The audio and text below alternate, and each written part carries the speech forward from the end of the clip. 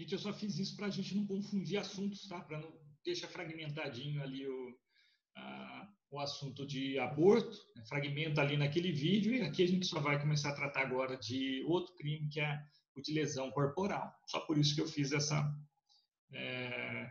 esse corte aqui no vídeo. Tá bom? E aí agora a gente já tem 40 minutos para falar sobre lesão corporal. Fechou? Esperar o pessoal conectar. 18.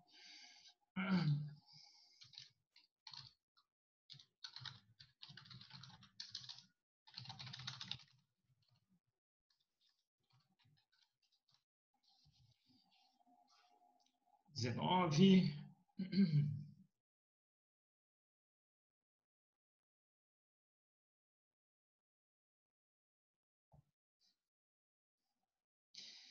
Bom, vamos lá. Começar a fazer o compartilhamento aqui.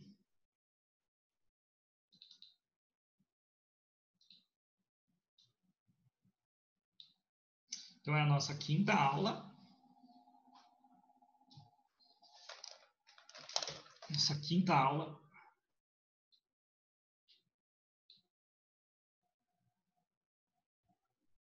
Muito bem, vamos lá. A gente vai falar então de lesões corporais. Eu pedi muita atenção. Assim, é lógico, esse vídeo vai ficar com vocês, depois vocês podem rever quantas vezes vocês quiserem, né? Mas o crime de lesão corporal é uma faculdade de direito inteira. Tem muita coisa em lesão corporal, tá? Tem muita coisa. Vai, vem, tem causa de aumento, tem qualificadora, tem causa de diminuição, tem perdão judicial, enfim. Então, a gente vai começar a ver lesões corporais, vão com bastante cuidado. Artigo 129, pode abrir seu código ou pode ir acompanhando na tela, né? Aqui nós temos o caput, vamos usar o caput só aqui de muleta para a gente dar início, né? Iniciar o debate. O 129 vai dizer o seguinte: ofender a integridade corporal ou a saúde de outrem. Pena de detenção de 3 meses a 1 ano. Nesse caso do caput, a pena é bem pequena, é uma infração de menor potencial ofensivo. Via de regra, vai lá para o juizado especial criminal. Quem causa lesão corporal leve paga a cesta básica e fica livre do processo, enfim. Uma vez a cada 5 anos, né? Senão vira a festa da uva. Mas sempre tem essa possibilidade de fazer ali o acordinho, tá? Mas, então, olha, o conceito de lesão corporal, né? Qualquer dano ocasionado por alguém, aqui importante, sem ânimos necandi, a integridade física ou a saúde fisiológica ou mental de outrem.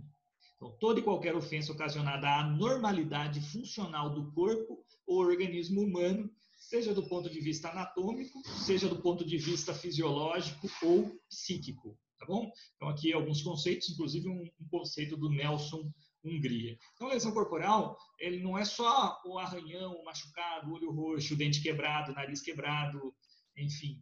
Isso também é lesão corporal.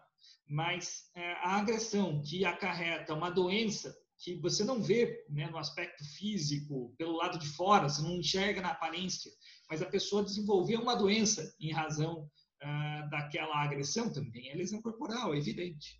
E se esse problema, esse distúrbio que foi decorrente da lesão corporal é um distúrbio psíquico, mental, isso também é lesão corporal? Óbvio, também é lesão corporal. Tá? Então, a pessoa que sofre um desmaio, ele não tem mais, não ficou com nenhum arranhão, né? Ela desmaiou no sofá depois de uma agressão. Isso é lesão corporal? É lesão corporal. Desmaio é uma lesão corporal também. Tá? Vamos fazer a análise do tipo penal. A gente vai fazer essa análise agora, né, a priori, sobre o caput, tá bom? Depois, mais para frente, a gente vai vendo outras situações. Então, no tipo objetivo, o núcleo, né? O verbo é ofender, causar dano, e aqui o dano é causado à integridade física, né? A pessoa que era fisicamente íntegra já não é, porque tem algum machucado, porque desenvolveu alguma doença. E a integridade corporal ou saúde de outrem, né? Afeta a normalidade funcional do corpo humano, do ponto de vista anatômico, fisiológico ou mental. O tipo subjetivo. Dolo, a gente já está mais habituado. Culpa também estamos habituados. Mas nós veremos hoje a figura do préter-dolo. Tá? Calmem, eu sei que vocês devem estar super ansiosos para saber o que é préter-dolo. Fiquem tranquilos, daqui a pouco eu acabo com a vida de vocês, né, tentando explicar o que é préter-dolo, mas depois vocês vão agradecer. O importante também no tipo subjetivo, gente, é a ideia de animus laedendi. Vocês lembram que no homicídio nós temos o animus necandi, né, que é a vontade de matar a pessoa. Aqui na lesão corporal, o agente, o sujeito ativo, ele agride a pessoa, mas ele não tem a intenção de matar a pessoa. Ele não age com animus necandi. Porque se ele agisse com animus necandi e machucasse a pessoa, ele não responderia no 129. Ele responderia no 121 tentado. Então, se eu arremesso uma panela na cabeça de alguém, mas eu quero matar a pessoa com a panelada, o meu dolo era caracterizado pelo animus necandi, ainda que a panela bata na cabeça da pessoa e crie um galo, né? Se está configurado o meu animus necandi, eu não vou responder pela lesão corporal. Eu responderei por tentativa de homicídio. Na lesão corporal, portanto, é necessário que não esteja caracterizado o dolo de matar, a vontade de matar, assumir a possibilidade de matar. Aqui, o dolo é de agredir. Aqui, o dolo é de lesionar. Aqui, o dolo é de ofender a integridade física, mas não de matar. Então, o 129 ele é subsidiário em relação ao homicídio. Né? E o que vai caracterizar, o que vai distinguir o homicídio tentado da lesão corporal? Isso vocês têm que ter muito claro. Que isso vai cair numa prova de concurso, isso vai cair lá na sua OAB, isso vai cair na prova do professor Leonardo, né? O indivíduo que agride uma pessoa e causa lesão corporal grave na pessoa. Por que essa pessoa, quando é que essa pessoa que agrediu vai responder por tentativa de homicídio, já que só machucou, ou por lesão corporal? Nós precisaremos investigar o tipo subjetivo, a subjetividade, a vontade. Para alguns, o elemento volitivo, né? Para falar mais difícil, você vai pegar alguma doutrina e vai estar lá, elemento volitivo, é a vontade do indivíduo. Então, se a vontade é de matar e machucou, é tentativa de homicídio. Se a vontade é de lesionar e lesionou, é lesão corporal.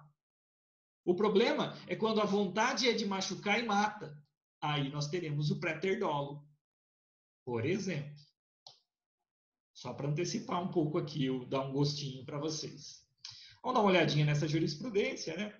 Lesão corporal não é apenas ofensa à integridade corpórea, mas também à saúde. Portanto, é lesão à desordem das funções fisiológicas, como a das funções psíquicas, como é o caso da vítima que desmaia em virtude de forte tensão emocional produzida por agressão do réu.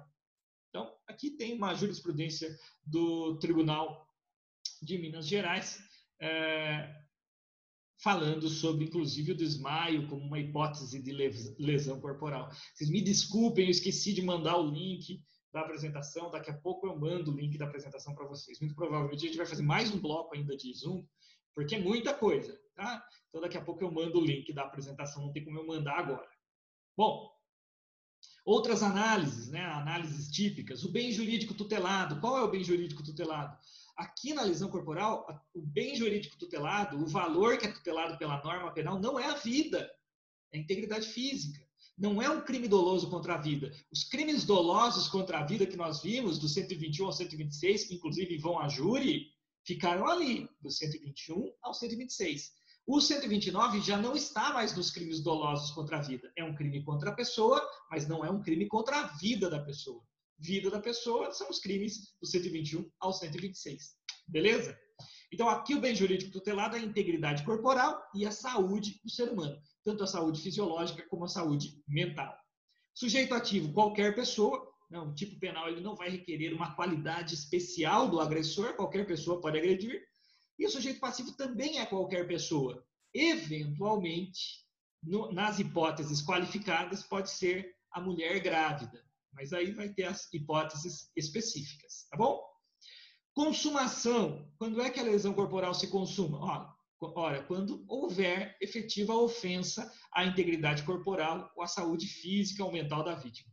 É um crime material, portanto, e como todos os crimes materiais, ele causa alterações no mundo dos fatos, né, alterações que são perceptíveis pelos sentidos humanos. Você pode ver um olho roxo, ou um exame médico pode detectar uma alteração fisiológica, ou um exame neurológico pode detectar uma alteração mental da vítima depois da agressão. Mas há uma alteração perceptível pelos sentidos. É um crime material. Sendo um crime material, ele vai demandar para a sua caracterização laudo pericial. Então, precisa ter perícia. Então, vai precisar a vítima passar lá pelo IML para fazer o laudo da natureza da lesão corporal, se é leve, grave, gravíssima, enfim. Tentativa é impossível, dependendo da modalidade da lesão corporal, tá? Por exemplo, lesão corporal culposa, não dá para tentar o que você quer, tá? Muito bem, mas via de regra, eu não sei nem por que está assim nesse material aqui. Faltou eu dar uma revisadinha nessa questão da tentativa. Via de regra, é possível tentar machucar alguém e não conseguir. É possível tentar causar lesão corporal e não conseguir. Tá? Tem mais uma questão de tentativa aqui. Uma jurisprudência. Olha que interessante essa daqui. Se o agente, mediante atuação agressiva, inequivocamente mostra seu animus vulnerandi, que é também igual ao animus laedendi. Animus vulnerandi é igual a animus laedendi, e ambos são diferentes de animus necandi, que é a vontade de matar. Então, se o agente, mediante atuação agressiva, inequivocamente mostra seu animus vulnerandi e só por motivo independente de sua vontade não logra ferir o antagonista, caracteriza-se plenamente tentativa de lesões. E na ignorância sobre se o interessado desejava ferir leve ou gravemente o desafeto, a imputação deve inclinar-se, na dúvida, pela solução mais favorável ao réu. Imagina aquela confusão, geralmente tem em estádio de futebol, ou numa lanchonete, né, num pub, por exemplo, no final, já está todo mundo meio embriagado, e o indivíduo tenta acertar um golpe no seu desafeto.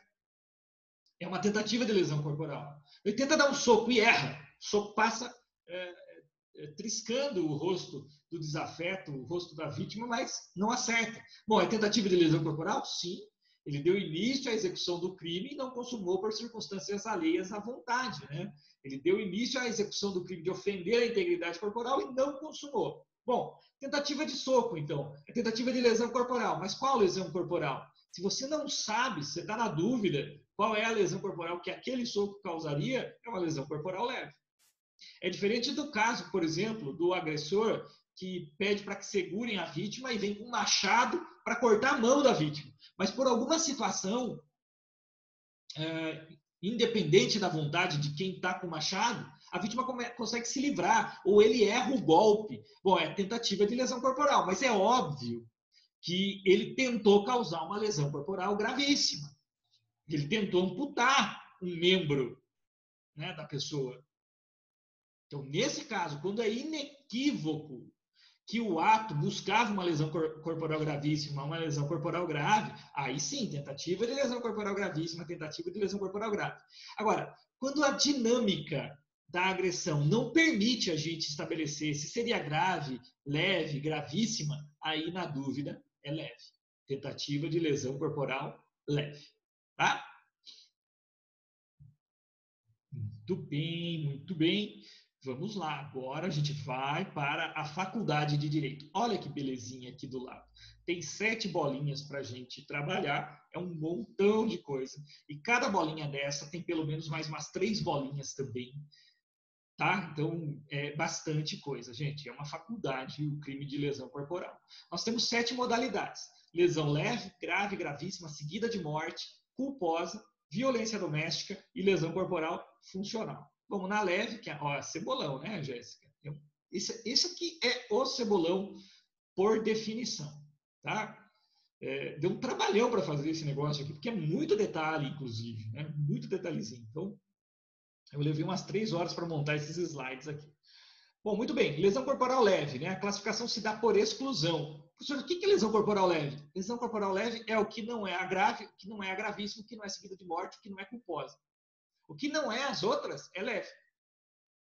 Tá? Então, se não configurar grave, se não configurar gravíssimo, se não configurar seguida de morte, é lesão corporal leve. Tá bom? Então, assim, exemplo, um olho roxo, né? Um corte no lábio, um corte no supercílio, equimoses, arranhões, ralado, né? Isso são lesões corporais leves. Um entorse, tá? Uma luxação, a depender da luxação, desde que ela não te elimine, não te impeça das atividades normais por mais de 30 dias. Tá? Então, o que não for grave, gravíssimo, seguida de morte, é lesão corporal leve. Bom, grave. Agora começa. Agora começa. Olha o parágrafo primeiro.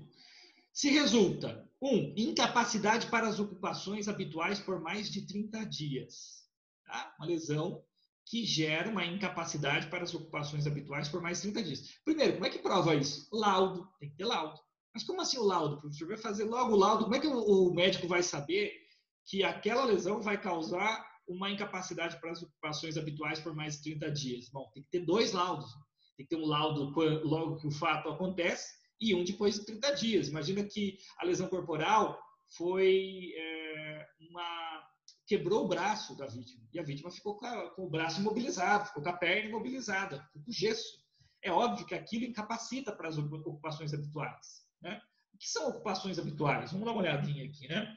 Quaisquer atividades estão abrangidas pelas hipóteses, sejam laborativas ou não.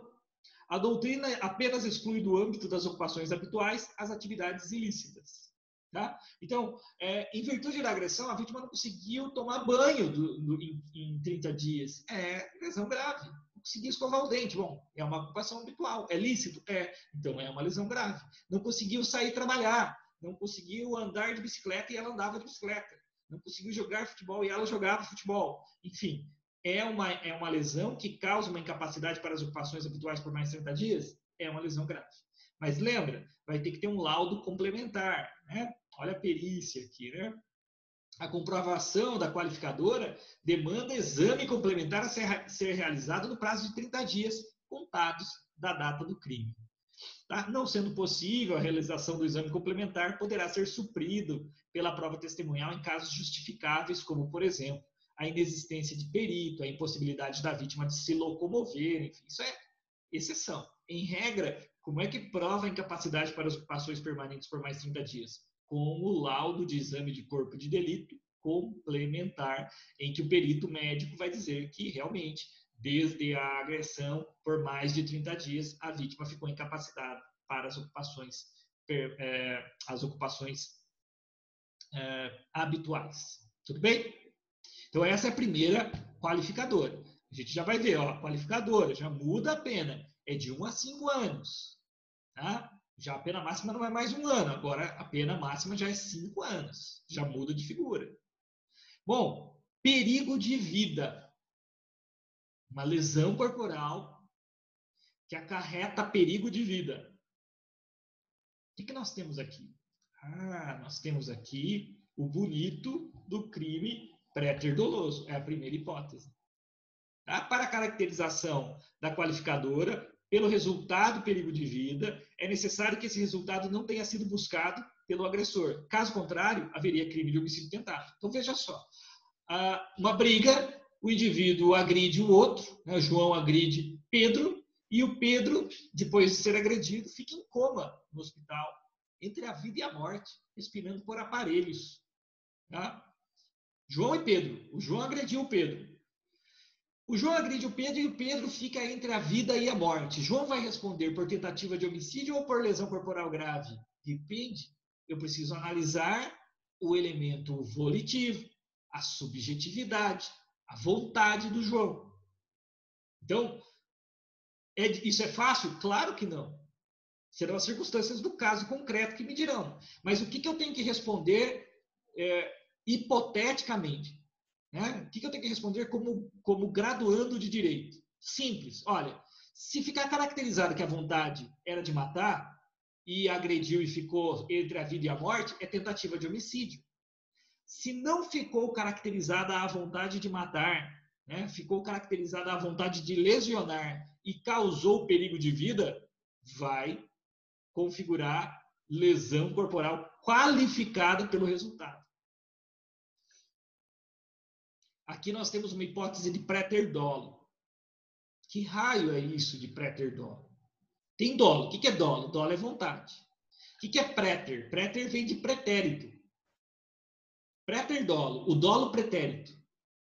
O crime préter-doloso é aquele crime que você responderá, ou que você tipificará, ou que você falar, olha, ele vai responder por esse crime, porque você leva em consideração o dolo pretérito. O que é o dolo pretérito no 129? Parágrafo 1º, inciso 2. O que é o dolo pretérito? O dolo pretérito é o de agressão. Então, ele vai responder pelo dolo de agressão. No dolo de agressão, né, no animus vulnerandi, no animus laedendi, ele responde no 129, não no 121. Alguns vão dizer assim, préter-dolo é dolo na conduta inicial, culpa na consequência. Pode ser, se isso te ajuda, beleza. Mas assim, a própria terminologia, préter-dolo, dolo é a vontade, préter é pretérita. Você vai analisar, você vai levar em consideração, se você fosse o delegado, por exemplo, você levaria em consideração o dolo pretérito. Qual era o dolo do indivíduo? Bom, o dolo era de agredir, então ele vai responder pela agressão. Ah, mas ficou entre a vida e a morte? Ótimo, ele responde pela agressão com o resultado qualificador, perigo de vida. Mas por que não tentativa de homicídio? Porque não ficou configurado o dolo de matar, ficou configurado o dolo de agredir. Então, para ter dolo, assim, eu brinco, mas ele não é nenhum bicho de 7 cabeças. Né? Ele é muito tranquilo. E ele permite que você consiga diferenciar um crime do outro. Aqui só a figura do préter-dolo nos permite diferenciar tentativa de homicídio de lesão corporal que causa perigo de vida. Tá bom? A gente vai ter mais algumas hipóteses. Vamos trabalhar mais um pouquinho o préter-dolo? O préter-dolo, olha só, o que ele demanda também? Lembrando, né, o que é o préter-dolo? É o dolo pretérito, ele vai responder pelo dolo de agressão, não pelo dolo de matar, porque senão a gente estaria falando do 121. O resultado tem que ser previsível, tá? Porque se o resultado for imprevisível, ele não vai responder pelo resultado. Tá? O resultado perigo de vida deve ao menos ser previsto pelo agressor. Afastada a previsibilidade do resultado, a qualificadora não se aplica. Por quê? Porque não existe responsabilidade objetiva do direito penal. A responsabilidade é sempre subjetiva. O indivíduo responde pelo crime que subjetivamente ele queria alcançar. Se ele sequer queria, se sequer passava na cabeça dele alcançar aquele resultado, ele não vai responder. Exemplo, uma briga no pub. O indivíduo dá um soco na face do outro, quebra o dente da vítima. O cara que agrediu não sabia, mas a vítima, né, que perdeu o dente, é hemofílica. A hemofilia é uma condição que causa uma hemorragia, está até escrito errado aqui, né? Hemorragia, né, que não se estanca facilmente. Então, imagina que o cara, numa briga, perde um dente, mas ele é hemofílico e ele começa a sangrar a ponto de ficar entre a vida e a morte, porque ele se esvaiu em sangue. Percebe? Veja, o cara que agrediu sabia que ele era hemofílico? Não, eles nem se conheciam. Eles tiveram ali um entrever, um mexeu com a esposa ou com a namorada, teve aquele problema, e ele deu um soco e quebrou o dente do cara que era hemofílico. E o hemofílico ficou entre a vida e a morte. Veja, essa situação da hemofilia era algo que passava pela cabeça do agressor? Não, lógico que não, eles sequer se conheciam. Então, esse resultado agravador não vai ser atribuído a ele. Ele vai responder pela lesão corporal, provavelmente uma lesão corporal leve, que é a perda de um dente, mas não vai responder pelo resultado agravador, porque não se pode conectar a vontade do agressor àquele resultado objetivamente. Ele precisaria desejar o resultado. É diferente se o cara fala, olha só, aquele cara é hemofílico. Se eu quebrar o dente dele, ou se eu bater no nariz dele, ele vai sangrar a ponto de ele ficar com risco de morte. Então, eu vou agredi-lo. Aí é diferente. Aí tem o dolo. Tá? Bom, efetivo perigo de vida. Essa questão também é uma questão a ser resolvida pelo perito médico legal, que é determinar, no caso concreto e na vítima concreta, se realmente houve perigo de vida. Não importa, basicamente, o local da agressão. Pode ser que o indivíduo tenha sido agredido num lugar que é conhecido pela sua letalidade. Imagina que o indivíduo foi golpeado próximo da veia jugular. Né? Então, houve um corte próximo à jugular. Imagina que assim, o cara era tão grande, o cara era tão forte, o histórico de atleta do cara era tão bom, o cara era tão forte, que aquilo foi um mero cortezinho. Então, se o perito falar, olha, muito embora o local da agressão seja um local sensível, um local perigoso, pela robustez da vítima, pela capacidade física da vítima, ela não teve perigo de vida. É muito forte. Bom, se não teve perigo de vida naquela vítima, não terá a qualificadora. Então, esse resultado ele precisa ser constatado, né? O perigo de vida tem que ser constatado na vítima em concreto. Muito bem. Então, lembrar, né? O inciso 2 do parágrafo 1º é a primeira hipótese pré-terdolosa que nós estudamos. Primeiro, nós veremos vários, não só no 129, em outros crimes. Bom, inciso 3, debilidade permanente de membro, sentido ou função. Debilidade permanente de membro, sentido ou função. O que é debilidade? Aquele membro, aquele sentido ou aquela função fica débil. Né? Ela perde a sua plena capacidade. Ele ainda existe, mas ele existe de forma mais lenta, de forma limitada. É uma limitação da capacidade do membro, do sentido ou da função. Então, debilidade significa enfraquecimento, redução da capacidade funcional. Né? Esse permanente, gente, ele significa duradouro. Ele não é sinônimo de irreversível, tá? É duradouro.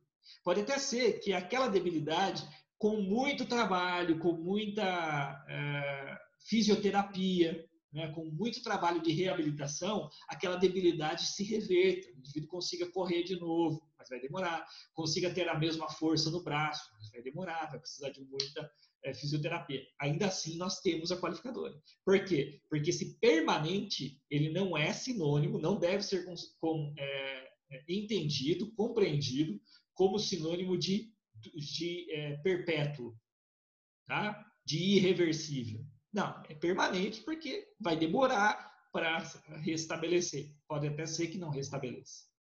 Bom, a debilidade permanente é de membros, sentidos ou função. Tá? O que são membros? Vamos lá, aula de biologia agora. Membros são os membros superiores e os membros inferiores. Quais são os membros superiores? Braço, antebraço e mão. Braço, antebraço e mão. E quais são os membros inferiores? Coxa, perna e pé. Dedo é membro? Não. Dedo integra o membro superior, mão, ou membro inferior, pé. É parte do membro. Dedo não é membro. Então, a perda do dedo mindinho da mão direita causa uma debilidade permanente do membro superior mão. Tudo bem? Então, perder um dedo, perder 2 dedos, 3 dedos, causa debilidade permanente do membro superior. Sentidos, quais são? Bom, visão, olfato, audição, tato e paladar. Tudo bem? Então, a perda de um olho numa briga, a perda da audição, porque fura o tímpano, em virtude de uma agressão, gera a qualificadora em razão da debilidade permanente do sentido, visão ou audição. Mas perder um olho, professor, é grave? É grave. Por quê? Porque ele perdeu um. Ele não perdeu a visão. Ele tem uma debilidade no sentido visão. Ele perdeu ele deixou de ouvir do ouvido direito, professor. O que é? Ele perdeu a audição? Não. Ele tem uma debilidade no sentido audição. Então, é debilidade. Então, por exemplo, tem 2 olhos, perde um, é debilidade. Né? Você ouve dos 2 ouvidos, perde a audição de um, é debilidade. Tá? Funções. Função digestiva, respiratória, circulatória, secretora, reprodutora, sensitiva e locomotora. Tá? São essas 7 funções que nós temos. Então, a perda de um rim, em virtude de uma agressão, gera qualificador em função da debilidade permanente da função renal. Tá? Perde um testículo, debilidade permanente da função reprodutora. Beleza? Perde um pulmão, debilidade permanente da função respiratória. Toma uma facada na barriga e perde uma parte do intestino, tem que operar e tirar parte do intestino. Debilidade permanente da função secretora. E assim por diante. Então, se debilita, se diminui a capacidade, a lesão corporal é grave. Tá? É grave. Então, cuidado. Aqui, debilidade permanente de membro, vimos quais são, sentidos também e funções.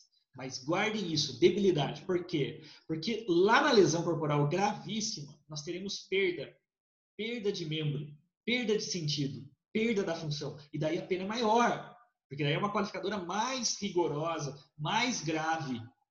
Então, perder o sentido é gravíssimo. Debilitar o sentido é grave. Perder um membro porque houve amputação é gravíssima. Ter uma debilidade do membro é grave. Cuidado com isso. É aqui que o examinador na prova vai querer ferrar você. Te confundir, né, de lesão corporal grave ou gravíssima em relação à debilidade ou à perda de membro, sentido ou função. Inciso 4. Aceleração de parto. Tem uma crítica já doutrinária aqui do Greco, né, Rogério Greco, ele afirma que a expressão antecipação de parto seria mais adequada, não aceleração. O adequado seria antecipação. Por quê? Porque você só acelera aquilo que já está em andamento, né, para ele. Você pode pensar diferente. Mas até eu acho até que faz sentido essa crítica dele. O ideal seria que o nome da qualificadora fosse antecipação. Por quê? Porque em virtude da agressão, um parto que não, uma gestação que não está a termo, uma gestação que não está no momento, né, de expelir o feto, ela é antecipada, né? Esse nascimento é antecipado. Tudo bem? Então, veja só, aqui nós temos de novo o bonito do crime pré-ter-doloso. Por que aqui o crime é pré-ter-doloso? Porque se o indivíduo agride a gestante, e aqui só a vítima, só a mulher gestante pode ser vítima, né? Então aqui nós temos um crime especial em relação ao sujeito passivo. Se o indivíduo agride a gestante porque quer que ela aborte, nós temos aborto. Não é isso? Já vimos lá. É o 125. É aborto provocado por terceiros sem o consentimento da gestante. Então, o namorado que está que não aceita a gestação da namorada e ele agride a namorada ou dá um remédio abortivo para a namorada, causa uma lesão corporal e antecipação do parto na namorada, mas ele queria que a namorada expelisse o feto e o feto fosse destruído, a gente não está falando de lesão corporal para ele. Para esse cara, a gente está falando de aborto. Agora, aqui, por exemplo, há uma briga, né, entre duas mulheres, por exemplo, elas se agridem, em virtude daquela agressão, a mulher que estava grávida acaba tendo um rompimento da placenta, da bolsa, e acaba perdendo a criança, né? Acaba expelindo a criança, acaba que o feto morre dentro do ventre materno, enfim. Então, veja, quando é que a agressora vai responder, ou o agressor vai responder pelo crime de lesão corporal qualificado pela aceleração de parto ou antecipação de parto para o Greco? Quando nós analisamos o pré-ter-dolo. Qual era o dolo dele para ele responder aqui no 129? Bom, para ele responder aqui no 129, o dolo dele tem que ser o de lesão. Não pode ser o de interrupção da gestação. Porque se o dolo dele já fosse de interrupção da gestação, esquece o 129. Estamos falando do 125. Então, para ser aqui, é necessário que o dolo fosse de agressão. Préter-dolo. O dolo pretérito é o dolo da agressão. Alguns vão falar, é dolo no inicial, culpa no consequente. Beleza. Então, ele tinha o dolo de agredir, mas ele não queria a interrupção da gestação e destruição do produto da concepção. É préter-dolo. Dá para explicar préter-dolo assim também. Ele queria agredir a gestante, mas ele não queria o término da gestação. Tudo bem? Então, aqui nós temos uma segunda figura préter-dolosa. Essa figura, essa análise do dolo pretérito é que me permite diferenciar a lesão corporal qualificada pela antecipação de parto do aborto, tá? Da tentativa de aborto. Aqui eu tenho, na realidade, né, eu preciso diferenciar, porque a aceleração de parto, aqui está falando, houve o parto, não está falando que o feto morreu, houve antecipação de parto. Então, aqui, na realidade, eu tenho que diferenciar entre a lesão corporal qualificada pela aceleração do parto e a tentativa de aborto. Lembra que aborto, ele só se consuma quando eu tenho dois resultados. Primeiro, eu tenho a interrupção da gestação e depois a destruição do produto da concepção. São dois resultados. Quando eu estou falando de aceleração de parto, eu não estou falando da destruição do feto. Então, antecipou o parto, acelerou o parto, mas o feto nasceu vivo e assim permaneceu. Então, se o indivíduo agride a gestante e ele quer que o feto morra, e ele agride a gestante para antecipar o parto e destruir o feto, e quando ele agride, o feto nasce, mas nasce com vida, o dolo dele era de matar o feto, certo?